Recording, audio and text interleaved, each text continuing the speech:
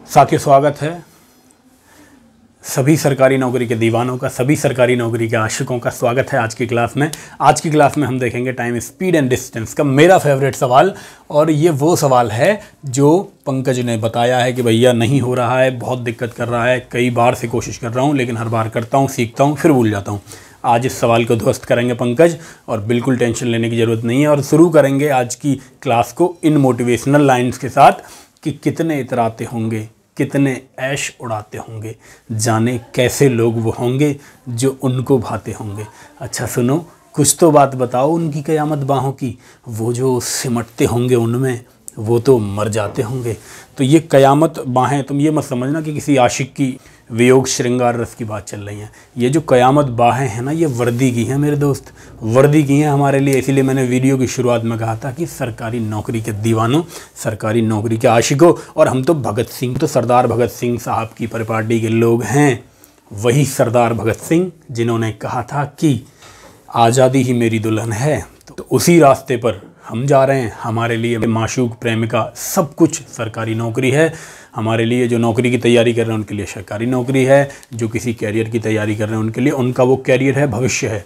तो जैसे भगत सिंह, सरदार भगत सिंह साहब ने कहा था कि जब तक आज़ादी नहीं मिलेगी तब तक प्रेम नहीं करेंगे, तब तक शादी नहीं करेंगे, उसी तरह जब तक अपने पैरों पर खड़े ना हो जाएं तब तक, ये गुलामी से कम थोड़ी है। जब तक आप अपने पैरों पे नहीं खड़े हैं तब तक ये किसी गुलामी से कम नहीं है।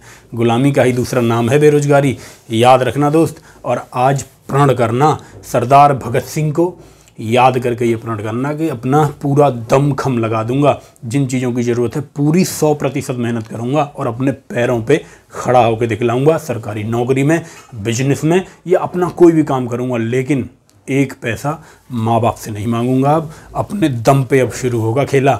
आइए साथियों, शुरुआत करते हैं आज की क्लास की इन्हीं शानदार मोटिवेशनल लाइनों के साथ। और कहाँ मोटिवेशन ढूंढते हैं यार हम?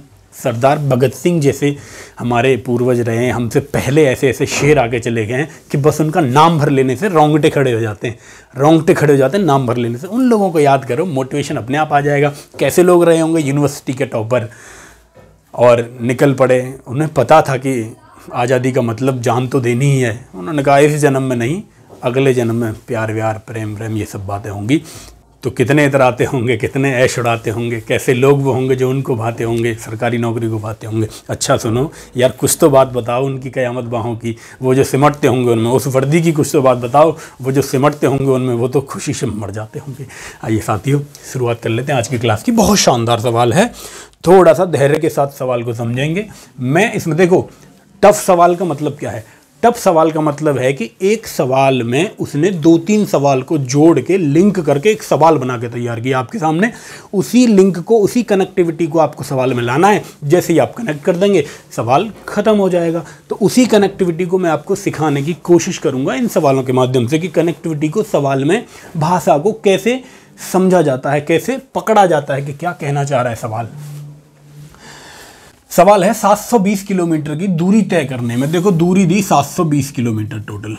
सिंपल, मैं मान के चल रहा हूँ कि बेसिक चीज़ें, चाल बराबर दूरी बटे समय, ये सारी चीज़ें, रेशो, स्पीड का, टाइम का, डिस्टेंस का, ये सारी चीज़ें पुरानी वीडियो से आप सीख गए होंगे। अब मैं सीधा आपको खेल समझा रहा हूँ, भाषा का खेल। 720 किलोमीटर की दूरी तय करने में ए को बी की तुलना में 1 घंटा अधिक लगता है। देखो बी को जितना समय लगता है, ऐसे आप मान लो कि बी को अगर x घंटा लगता हो, ये ओरिजिनल की बात हो रही है, वास्तविक की, अभी खराबी होगी कुछ, उस पर बात करेंगे। बी को अगर x घंटा लगता है तो ए को बी से 1 घंटा ज़्यादा लगता है, यानी x+1 घंटा लगता है। ये समझने की कोशिश करना, 1 घंटा ज़्यादा लगता है। इंजन में समस्या आने के कारण बी की गति 1/3 हो जाती है। देखिए इंजन में खराबी आई, खराबी आते ही स्पीड की बात की, और किसकी स्पीड की बात कर रहा है? बी की स्पीड की। बी की स्पीड 1/3 कम हो गई, यानी पहले 3 थी तो 1 की कमी होके 2 रह गई। बहुत आसान। अब मैं आपसे पूछूं कि भाई टाइम का रेशो क्या होगा, तो आप सब लोग ये बहुत अच्छे से जान चुके हैं कि टाइम का रेशो स्पीड के रेशो का उल्टा हुआ। टाइम 2:3 हुआ। अब खराबी होने के बाद एक चीज़ और दे रखी है सवाल में। खराबी होने के बाद उसने कहा अतः उसी दूरी को 1/3 जब कम हो जाती है तो उसी दूरी को तय करने में ट्रेन बी को ए की तुलना में 3 घंटे अधिक लगते हैं। अब यहाँ पर बी को जो समय लग रहा है वो ए की तुलना में 3 घंटे ज़्यादा है। देखो ए को x+1 तो यहाँ लग रहा था, तो 3 घंटे ज़्यादा का मतलब कि अब बी को x+4 घंटे लग रहे होंगे। सिंपल, यही कनेक्टिविटी आपको सवाल में बनानी थी। कनेक्टिविटी क्या है? आपके पास रेशो क्या है? पहले समय कितना लग रहा था, बाद में समय कितना लग रहा था, किसका, बी के बारे में बात कर रहे हैं। तो मुझे बताइए बी को पहले x घंटा लग रहा था और यहाँ आपने देखे 4 घंटे ज़्यादा लगे खराबी होने पे। तो इसका मतलब है ये जो 1 यूनिट यहाँ दे रहा है, इसी 1 यूनिट का मान है सवाल में 4 घंटे। अगर 1 यूनिट 4 घंटे के बराबर है तो इसका मतलब बी को कितना समय लगता होगा, बी को जो टाइम लगता होगा वही 2 यूनिट यानी कि 2 गुणा 4 यानी कि 8 घंटे बी को लगते होंगे। सवाल खत्म हो चुका है मेरे भाई। सवाल में ए की चाल पूछ रहा है, अगर बी की चाल पूछता तो 720 में 8 का भाग देता 90 किलोमीटर प्रति घंटा। लेकिन ए को कितना समय लग रहा है, अगर मैं आपसे कहूँ ए का टाइम कितना है तो आप कहेंगे 8 से 1 घंटा ज़्यादा लगता है ना ए को। देखो एक्स से बी से 1 घंटा ज़्यादा, बी को एक्स लग रहा था यानी बी को 8 घंटे लगे, तो इसे 1 घंटा ज़्यादा यानी कि 9 घंटे लग रहे होंगे। ये मैं वास्तविक की बात कर रहा हूँ, ये जो 2 है ये वास्तविक है, 3 खराब होने के बाद है, तो 9 घंटे से लग रहे हैं। अगर 9 घंटे में 720 किलोमीटर जा रहा है तो चाल कितनी होगी, तो आप कहेंगे चाल बराबर होता है गुरु दूरी बटे समय, दूरी 720 घंटे 9 8 72 80 किलोमीटर प्रति घंटा इसकी रफ्तार रही होगी। ये हो गया सवाल आपका। केवल ये खेल है, ये कनेक्टिविटी आपको देखने की सवाल में। सवाल अपना दम तोड़ चुका है मेरे भाई। ये था इस सवाल का बेस्ट सॉल्यूशन। ये जो चीज़ें मैंने यहाँ लिखी हैं इस साइड में, x घंटा, x + 1 घंटा, x + 4 घंटा, ये केवल आपको समझाने के लिए मैंने लिख दी है। पेपर में ये चीज़ आपके माइंड में हो जानी चाहिए, और माइंड में कोई भी कन्फ्यूजन जैसे ही बनता है तुरंत पेपर पे नोट कर लो। पेपर में केवल वही चीज़ें नोट करनी है जो माइंड में सॉल्व नहीं हो पा रही हैं, माइंड में जो कन्फ्यूजन पैदा कर रही हैं, उतना ही पेपर पे लिखेंगे। शुरुआत के सवालों में आपको लिखने की ज़रूरत पड़ेगी, उसके बाद सवाल सॉल्व होते रहेंगे आसानी से। देखिए सेम इसी कंसेप्ट पे सेम सवाल दूसरा है, केवल डिजिट का चेंज है। दूसरे सवाल से जिनकी समझ में नहीं आया वो समझने की कोशिश करेंगे। उड़ान ए 7200 किलोमीटर की बात कर रहा है, दूरी कह रहा है 7200 किलोमीटर। एक उड़ान ए है, एक उड़ान बी है, यानी जहाज आप मान लें ए और बी को। 7200 किलोमीटर दूरी तय करने के लिए बी से 1 घंटा समय ज़्यादा लगता है। आपने माना कि बी को x घंटे लगते होंगे, तो a को 1 घंटा ज़्यादा लगता है यानी x + 1 घंटा लगता है। ये वास्तविक की बात होगी। अब खराब होने पे भी दे रखा है, खराब होने पे क्या कह रहा है वो समझ लेते हैं। इसके बाद उसने कहा इंजन में खराबी आने की वजह से b की गति 1/6 के कारक से कम हो जाती है। आप मुझे बताइए, स्पीड की बात कर रहा है, फिर से b की स्पीड 1/6 से कम हो गई, ये आप समझते होंगे। अगर आप 6 थी तो 1 कम होकर 5 हो गई। सिंपल, 1/6 से कम होने का ये 6-5 कैसे हुआ, बहुत आसान सा लॉजिक है। जो चीज़ बटे में है वो मैं मान लेता हूँ। मैंने माना कि 6 उसकी वास्तविक थी, 6 का 1/6 यानी 1 कम हुई तो 5 बची।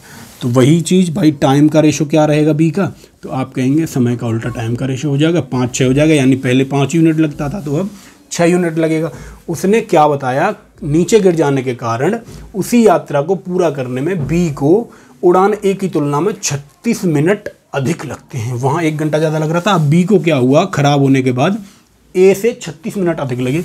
ए को यहाँ x + 1 घंटा लग रहा था, अब इसी x + 1 घंटे में 36 मिनट और जोड़ेंगे तो 36 का घंटा बनाएंगे। 36/7 60, 12 × 36, 12 × 5 60। जब आप इसे जोड़ेंगे तो ये हो जाएगा x + 5 × 5 = 3, 8/5 घंटे लग रहे हैं यहाँ बी को। ये चीज़ आपकी समझ में आई होगी। अब मुझे बताइए यहाँ पर कितना ज़्यादा लग रहा है, आप कहेंगे 1 यूनिट ज़्यादा है, और इसी 1 यूनिट की वैल्यू सवाल में दे रखी है मुझे।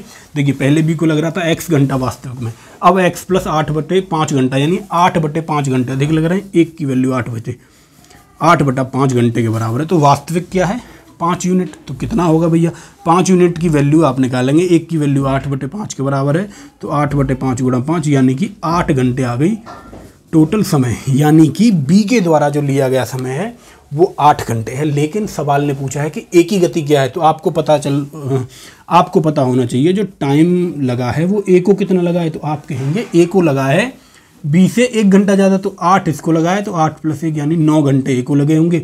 अभी मैं आपसे पूछ लूँ स्पीड क्या है ए की, तो ए की स्पीड की जैसे ही हम बात करेंगे तो 7200 किलोमीटर टोटल है, बटे 9 से भाग देंगे, 9 × 8 = 72। सेम वही सवाल था, केवल एक 0 इसमें बढ़ा दी थी, 800 किलोमीटर प्रति घंटा। यानी कि option A will be the right answer. साथियों, मैं आशा करता हूँ आपकी समझ में ये सॉल्यूशन आ रहे होंगे, और क्योंकि बहुत सारी वीडियोज अब तक हम टाइम, स्पीड एंड डिस्टेंस की कर चुके हैं, तो मैं ये भी मान के चल रहा हूँ कि पूरा जो basic time, speed and distance का मैंने करवाया है वो आपने कर लिया होगा, खुद से आपने प्रैक्टिस भी की होगी। अब ये एडवांस सवाल हैं, ये वो सवाल है जो थोड़े से टफ हैं, पेपर में आपका दिमाग खराब कर सकते हैं, इसलिए इन सवालों को समझने की आप थोड़ी कोशिश करेंगे। तीसरा सवाल, केवल डिजिट बदली, समय बदला, सवाल वही है। 450 किलोमीटर की दूरी है, डिस्टेंस उसने कही गुरु 450 किलोमीटर है।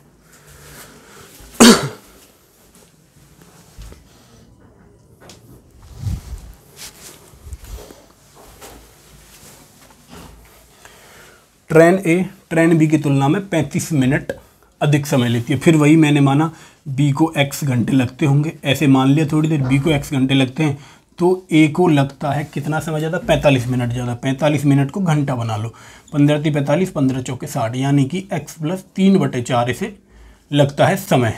ये x + 3/4 ये वाला ऐसे समय लगता है ए को।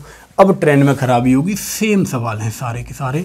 ट्रेन में खराबी होने के बाद क्या चीज़ दे रहा है वो आप देख लीजिए। ट्रेन में खराबी होने पर इंजन की खराबी के कारण ट्रेन बी की गति 1/4 से कम हो जाती है। देखिए फिर उसने स्पीड की बात की, लेकिन किस ट्रेन की, ट्रेन बी की स्पीड की बात। स्पीड ऑफ बी मैंने देखा, उसने सवाल में कहा कि 1/4 कम हो जाती है, यानी कि पहले 4 थी तो 1 कम हो जाती है, यानी कि 3 यूनिट बची। अब मैं अगर आपसे टाइम के रेशो की बात करूं तो आप कहेंगे 3:4 इसके टाइम का रेशो होगा।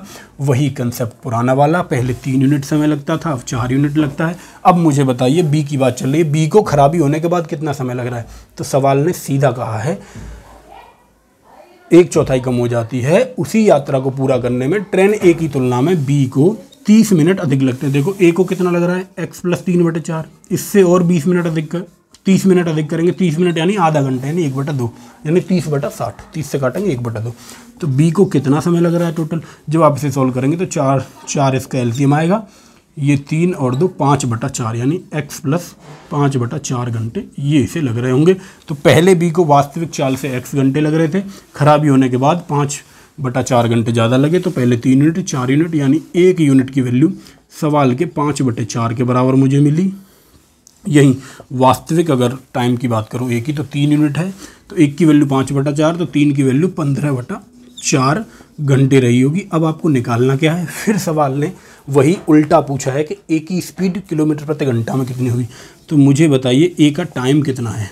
अगर मैं आपसे पूछूं ए के टाइम की बात, तो आप कहेंगे जो बी का टाइम है 15/4 उससे 3/4 ज़्यादा है वास्तविक, खराबी वाले की बात नहीं कर रहा, वास्तविक 3/4 ज़्यादा है। जैसे ही आप इसमें 3/4 जोड़ेंगे आप पाएंगे 15 और 3 18, 18/4 यानी कि 9/2, यानी कि 4.5 घंटे, इतना समय उसे लग रहा होगा। सेम वही कंसेप्ट, वही चीज़ें। आप मुझे बताइए इसकी स्पीड कितनी रही होगी। ए की स्पीड की बात करेंगे तो टोटल दूरी है 450 किलोमीटर, टोटल समय लगा इसमें 9/2, 2 ऊपर चला जाएगा, आप काटेंगे 9 × 5 = 45, 50 बार, और 50 दूनी 100, यानी कि 100 km/h, 100 किलोमीटर प्रति घंटा वो स्पीड रही है ए की। वास्तविक स्पीड ये रही ए की 100 किलोमीटर प्रति घंटा। ये मैं सारा रफ कर देता हूँ और ये उम्मीद कर रहा हूँ कि ये कंसेप्ट अब आपकी समझ में आ गया है, कैसे आपको सवाल को सॉल्व करना है ये आप समझ गए होंगे इन 3 सवालों के माध्यम से। जब भी कोई ऐसा सवाल आएगा उल्टा सीधा तो आप उसकी क्या करेंगे, आप उसे देखेंगे सवाल में क्या कह रहा है, क्या कनेक्टिविटी आपको दे रखी है। तो ये जो पॉइंट थे 2-3 ये मेन पॉइंट थे सवाल में। सवाल में कर क्या रहा था, आपको घुमा रहा था भाषा में। बी और ए का आपको दे दिया कंपैरिजन, फिर बी का बता के फिर ए का पूछ ले रहा है बाद में। तो 2-3 बार उसने सवाल को घुमाने की कोशिश की। जैसे जैसे वो सवाल घुमाएगा वैसे वैसे हम सॉल्यूशन घुमाएंगे, वैसे वैसे उसका उत्तर, उसके हिसाब से ही हम 20 से 30 से 40 सेकंड मैक्सिमम आप लगाएंगे इस सवालों को, ऐसे सवालों को, इस पैटर्न के सवालों को सॉल्व करने में। अब आते हैं आज के आखिरी और चौथे सवाल पे। चौथा सवाल है 30 किलोमीटर दूरी तय करने के बाद ट्रेन के इंजन में कोई कमी आ जाती है जिसके कारण उसकी स्पीड वास्तविक गति की 4/5 हो जाती है। ये सवाल और इसका सॉल्यूशन कल वाली वीडियो अगर आपने देखी होगी तो ऐसे 4 सवाल मैंने आपको करवाए हैं, उसी कंसेप्ट पे बेस ये सवाल है। सेम वही सवाल है, केवल डिजिट बदली है। तो पुरानी वीडियो देख के सीखेंगे। इस सवाल को करके इसका सॉल्यूशन मुझे कमेंट में देंगे। मुझे इंतज़ार रहेगा मेरे साथियों, मेरे सरकारी नौकरी के दीवानों, आपके कमेंट का। चलिए इन्हीं सब बातों के साथ आखिरी बात कि वीडियो का लिंक कॉपी करके अपने सभी साथियों को शेयर ज़रूर कर दो। यही मेरा मोटिवेशन है, जो बेहतरीन चीज़ें, बेहतरीन कंटेंट मैं आपके लिए लेके आ रहा हूँ इतने कीमती समय में, उसे लाने के पीछे जो मोटिवेशन है वो यही है कि ज़्यादा से ज़्यादा बच्चे जुड़ पाएँ, ज़्यादा से ज़्यादा बच्चे इस चीज़ का, इस सेवा का, इस लाभ का, इस अवसर का फ़ायदा उठा पाएँ। तो ये मैं आपसे आशा करता हूँ कि इतना काम आप मेरा कर ही देंगे।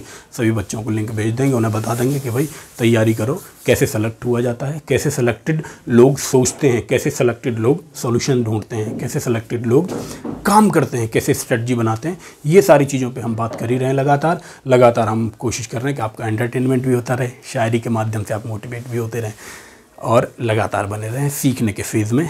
उम्मीद कर रहा हूँ आप सब लोग अपने पढ़ाई को उचित और पर्याप्त समय दे रहे होंगे। चलिए इन्हीं सब बातों के साथ हम रखते हैं, फिर मिलेंगे अगली वीडियो में अगले तरह के सवाल के साथ। तब तक सभी साथियों को जय हिंद।